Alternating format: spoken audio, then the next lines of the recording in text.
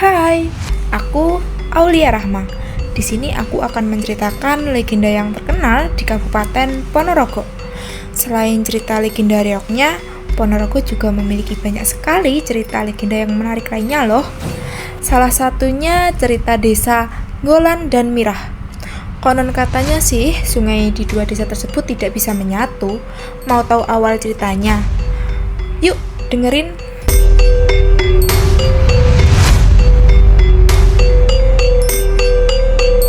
Pada zaman dahulu, di wilayah Ponorogo, tepatnya di Desa Nggolan yang dikuasai oleh Ki Ageng Anggolono, terdapat sebuah dukuh terkenal yang bernama Dukuh Mirah.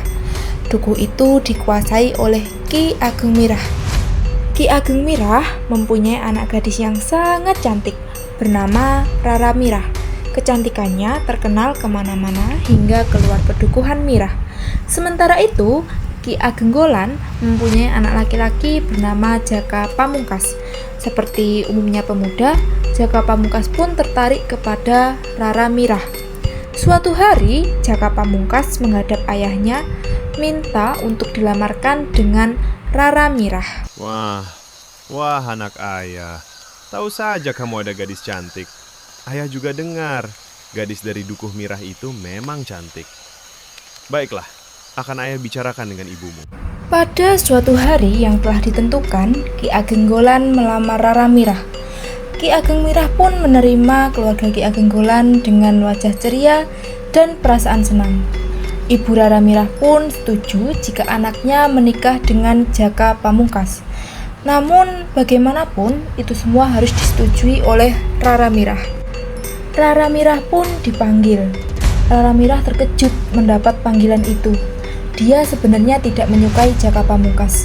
Menurutnya, pemuda itu terlalu sombong. Jaka Pamungkas terlalu membanggakan kekuasaan ayahnya. Rara Mirah memandang ibunya. Walaupun tidak senang, dia berusaha menyunggingkan senyumnya dan menganggukkan kepala kepada keluarga Ki Ageng Nggolan. Rara Mirah ragu-ragu. Ia pun berkata, "Bagaimana ya? Sebenarnya saya masih senang sendiri." Jawaban itu tentu saja membuat keluarga Ki Ageng Nggolan kecewa. Namun Rara Mirah merasa tak enak hati untuk menolaknya.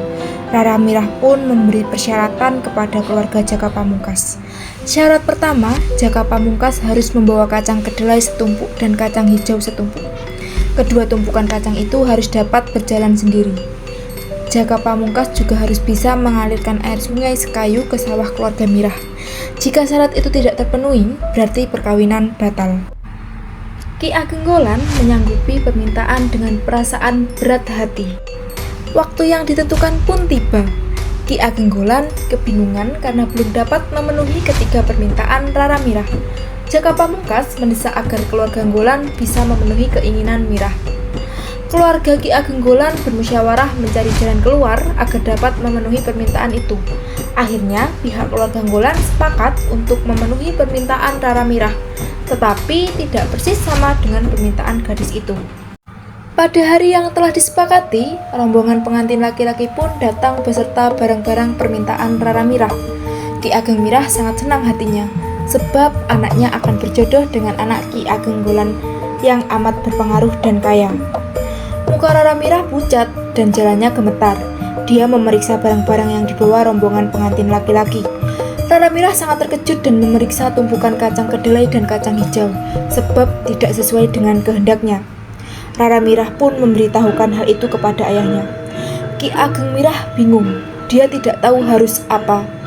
Ki Ageng Mirah berusaha membujuk anaknya, tetapi Rara Mirah tetap teguh pada pendiriannya. Dia tidak mau menikah dengan Jaka Pamungkas karena pemuda itu bertindak curang. Perang mulut antara Rara Mirah dan Jaka Pamungkas terus berlangsung. Sementara itu, rombongan dari Nggolan pun mulai marah. Perkelahian antara rombongan Nggolan dan rombongan Mirah pun tak dapat dihindarkan.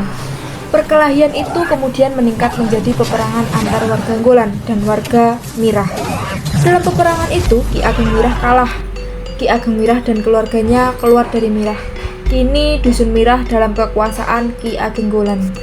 Sebagai penguasa baru, Ki Ageng Nggolan mengeluarkan beberapa pantangan. Warga Mirah tidak diperbolehkan seorang pun menumpuk kulit kacang kedelai dan kulit kacang hijau.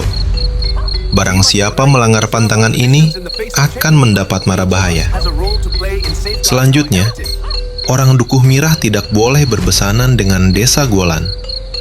Jangankan orangnya, air parit dari Mirah pun tidak dapat bercampur dengan air dari Golan. Sejak itu, Golan tidak dapat bersatu dengan Mirah. Sampai sekarang, menurut kepercayaan, jika ada ternak dari Mirah masuk ke Golan, ternak itu bisa menjadi gila. Jika ada orang Mirah masuk ke Golan membawa cabang bambu, maka orang itu bisa menjadi bingung. Pernah ada orang yang mencoba mencampurkan air parit dari Mirah dengan air parit dari Golan. Apa yang terjadi?